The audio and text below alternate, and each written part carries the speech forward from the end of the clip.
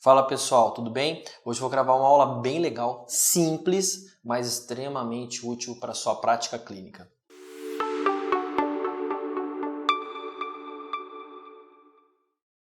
Vamos lá pessoal, hoje eu vou falar com vocês sobre a diferença das seringas de aplicação de toxina botulínica. Eu já gravei uma aula para vocês, espero que vocês tenham visto. Volte lá sobre reconstituição da toxina botulínica, extremamente importante. O que eu quero mostrar para vocês sempre? Quando eu faço a colocação em um frasco, aqui eu estou exemplificando um frasco de 500 unidades SPEUD, lembra? 1 para 2,5. Então 500 unidades SPEUD representam 200 unidades volumetricamente, unidades americanas ou internacionais. Se eu coloco 2 ml, 3 ml ou 4 ml, eu vou ter sempre 500 unidades. Isso é meio óbvio, é meio básico, mas as pessoas confundem e acreditam que colocando mais volume de solução estéril, mais volume de soro, eu tenho um maior rendimento da toxina botulínica. E isso não acontece. Então sempre, independente do volume que eu colocar, eu vou ter sempre ali a mesma quantidade de toxina botulínica. Quando a gente pensa nas seringas de aplicação, basicamente eu tenho as seringas aqui, eu vou mostrar para vocês, eu posso, para aplicar a minha preferência, sempre vai ser as seringas de insulina BD. Então são as seringas com agulha incorporada, que está aqui na tela para vocês. Essa seringa, ela é vendida comercialmente como seringas de 30 unidades ou 0,3 ml, seringas de 50 unidades, 0,5 ml ou seringas de 100 unidades.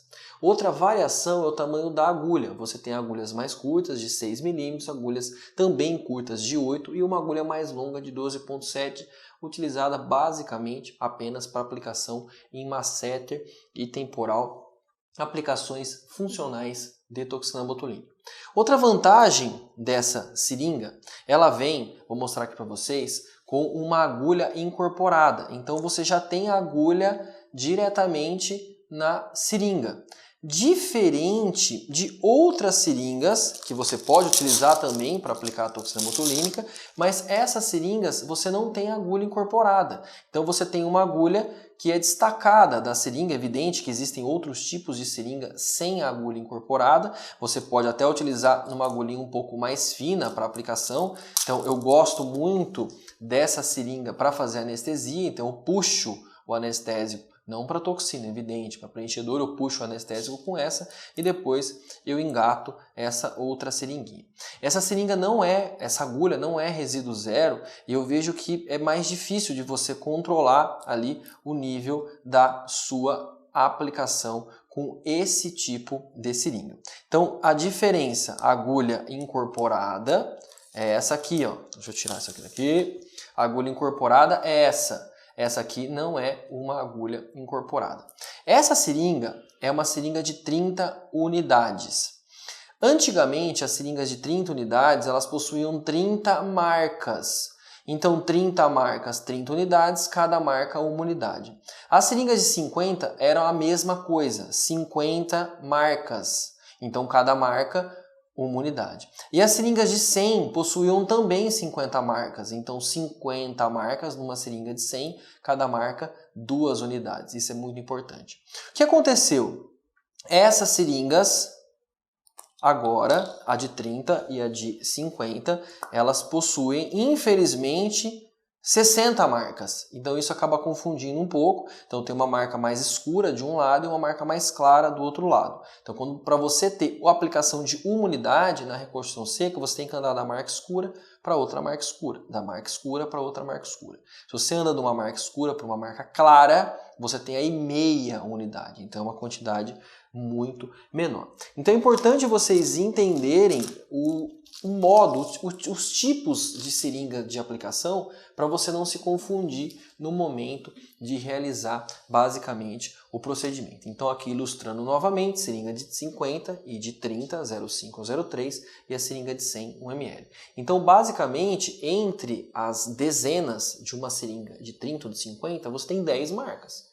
Quando você tira a tampinha e faz ali a sua aplicação, quando você anda uma marquinha, você vai andar uma bolinha, que é uma gotinha, que é o volume de solução que você vai aplicar. Quando você faz a mesma coisa com a seringa de 100, você tem ali entre cada dezena só 5 marcas. Então quando você anda uma marquinha da seringa de 100, você vai andar basicamente 0,02 ml, o dobro de volume que você andou em uma seringa de 30 de 100.